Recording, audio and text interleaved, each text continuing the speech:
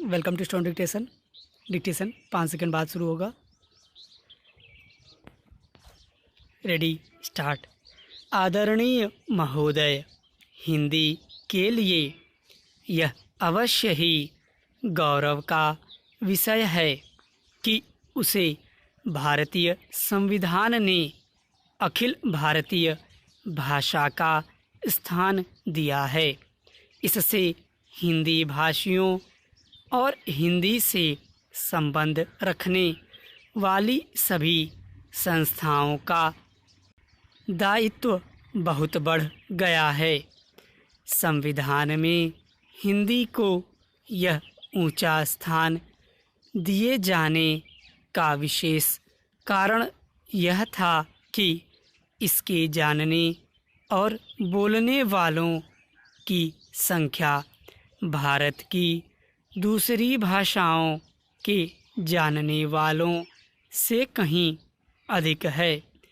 उन भाषाओं का भी अपना गौरवपूर्ण साहित्य है और उनके बोलने वाले अपनी भाषाओं के साथ प्रेम रखते हैं और उन पर गर्व करते हैं। इसलिए सभी ने हिंदी को जब वह स्थान दिया है तो यह समझ कर नहीं कि उनकी अपनी भाषा किसी बात में कम है, पर यह समझकर कि राष्ट्रीय काम के लिए हिंदी का ही प्रचार और प्रसार सुगम और सुलभ होगा।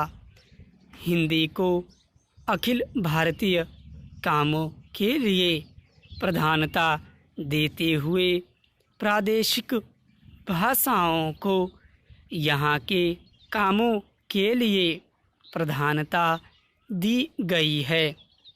इसलिए यह अनिवार्य है कि जहाँ हिंदी का प्रचार हो वहाँ प्रादेशिक कामों के लिए स्थानीय भाषाओं को भी प्रोत्साहन दिया जाए और वे अपने सीमित क्षेत्र में अपना काम सुचारू रूप से करें।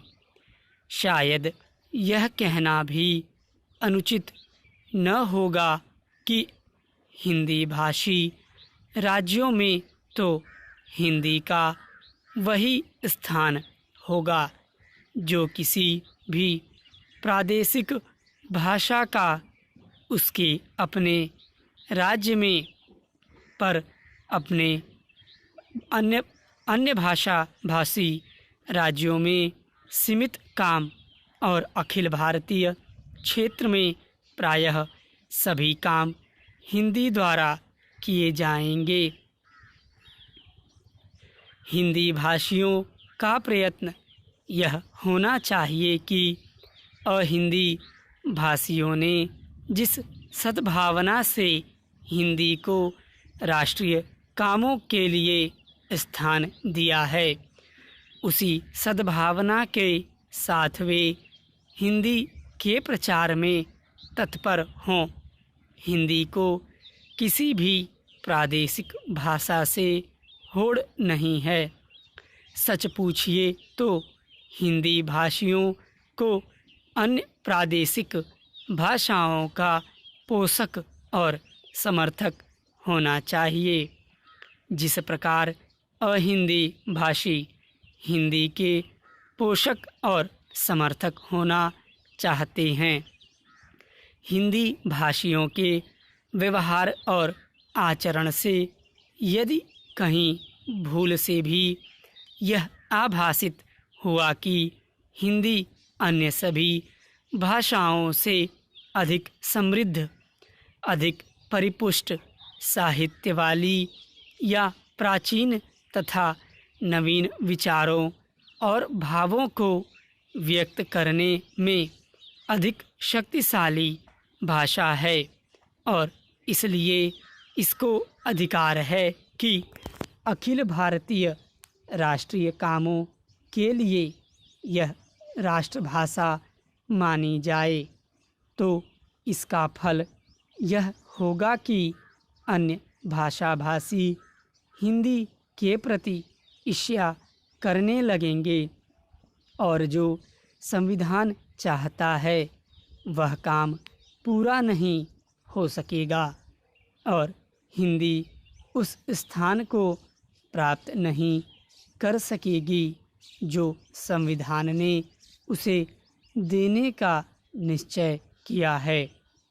दूसरे शब्दों में हमें हिंदी का प्रचार नम्रतापूर्वक करना चाहिए।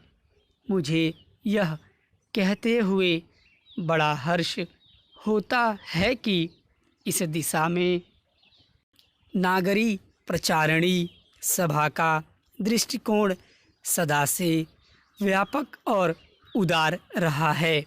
सभा के पदाधिकारियों तथा कार्यकर्ताओं ने सदा ही अन्य भारतीय भाषाओं का समुचित आदर किया। यह सभा की परंपराओं के अनुकूल ही है कि हीरक जयंती के उपलक्ष्य में एक प्रकाशन योजना बनाई गई है। स्टॉप।